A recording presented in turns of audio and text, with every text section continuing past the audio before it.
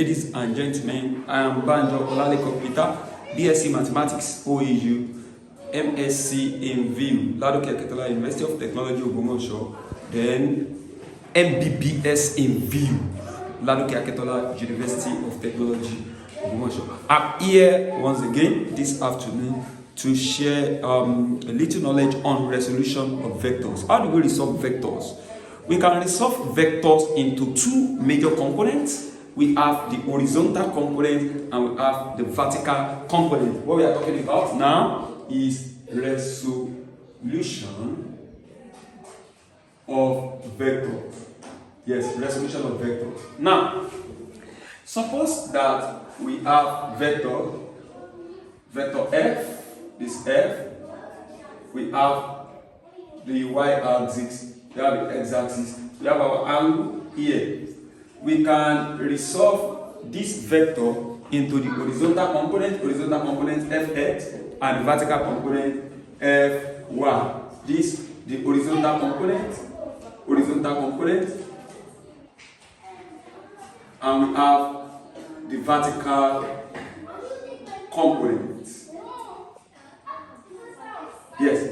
Now, if we are resolving this into the horizontal component, we should get fx. If we are resolving to the vertical component, we should get fy. So if we are getting fx, I don't need to waste much of my time. The only thing I need to know is where I have my angle of inclination.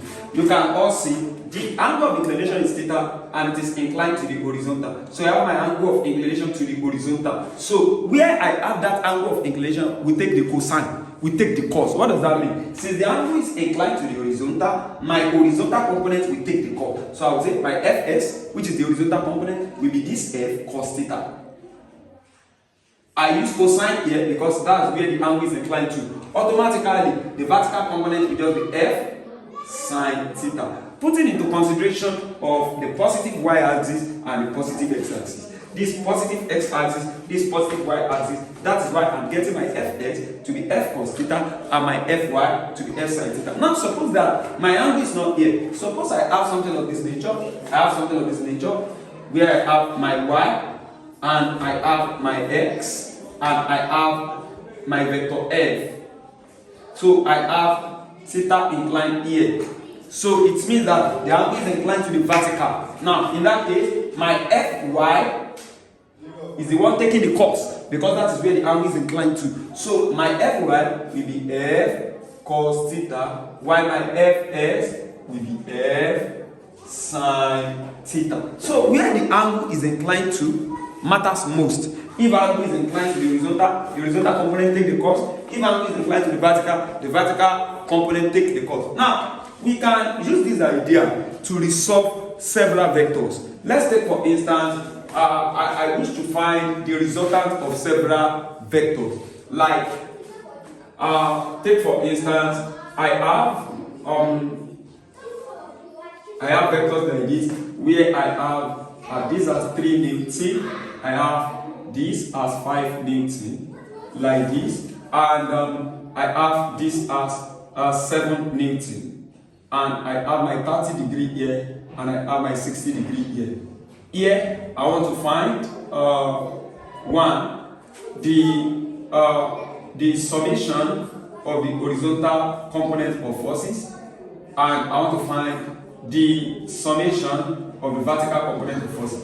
Just the summation. I'm not even getting resultant. I want to get the summation of all the horizontal components and the summation of all the vertical components. All what I need to do is I will have my force or forces. I will have my horizontal component fs, vertical component fy, and I will draw this way. I have 3 forces here, 3, 5, and 7. 3, the forces in Newton, 5, and 7. Look at the 7. The 7 is much more easier for me. 7 is directly on y-axis, and in fact, negative y-axis. So since 7 is on y-axis, it has no component on x because it is on y. So on x it is 0. Y on y it will be negative 7. It's negative 7 because it is on negative side of the y-axis. If you take a look at the 5 very well, the 5 is inclined to the vertical at an angle 60 degree. You can remember from here. I said wherever you have the angle, take the cos. Since the angle is inclined to the vertical takes the cos. So I will come to the vertical component under 5. The vertical component under 5, take that cos.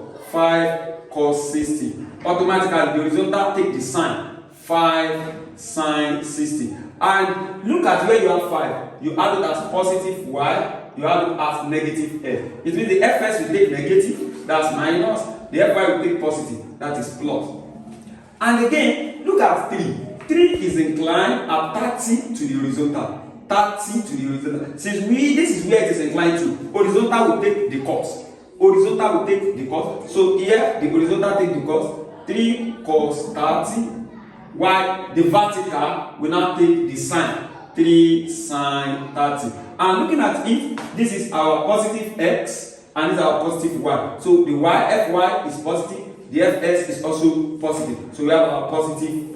But the question asks us the sum of the horizontal component. So the first question, summation of the horizontal component will be 3 cos 30 plus minus 5 sine 60 plus 0. I will not have this 0. I will not have it. So this will give 3. Our cos 30, by the time you press calculator, it is going to be square root of 3 over 2. I say square root of 3 over 2. Root 3 over 2, that's cos 30. Minus 5. Sine 60 is also square root of 3 over 2. So eventually, this one will give 3 root 3 over 2 minus 5 root 3 over 2. And eventually, this will give minus 2 root 3 over 2. The 2 will cancel out. You have this one as minus square root of 3.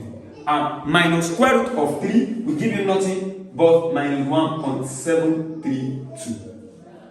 By calculator, you can have it like that as a solution fx, and you can change it to, from here, you can leave it in sub form, minus square root of 3. But you are saying sum of all the horizontal components of forces, everything in Newton, minus 1.732 Newton. But if you are looking for the sum of the vertical component of forces, I want to find the sum of the vertical component of forces. We have it as sum of the vertical component of forces, summation fy. Summation fy, that's plus 3 sine 30 added to 5 cos 60 added to minus 7. Eventually, this will be sine 30, 0.5, cos 60, 0.5, minus 7. So this one will be 3 times half. That's 1.5. That's 1.5 plus 2.5 minus 7. Adding this and this, that's 4. 4 minus 7 will give minus 3. The summation fy is minus 3, while summation fx is minus 1.732 Newton. We can use our summation fx and summation fy that we have gotten here to get the resultant of this vector. What do we need to do? If we are getting resultant of the vector, we are just going to use formula. As we know that resultant vector is going to be square root of the summation fx, we square it, plus the summation fy, we square it. I'm here looking at it. If I have decided to find the resultant, I will have it as square root of summation fx minus root of 3. I will square it. Summation fy minus 3. I will square it. You will see that if I square minus square root of 3, it will be minus root 3 times minus root 3. It will give me nothing but 3. That is 3 plus, if I square minus 3, I have 9. So my resultant becomes square root of 12. That's square root of 12. And square root of 12 will give us square root of 4 times 3. And this one will give us 2 root 3 Newton. That's my resultant vector. Thank you. God bless you.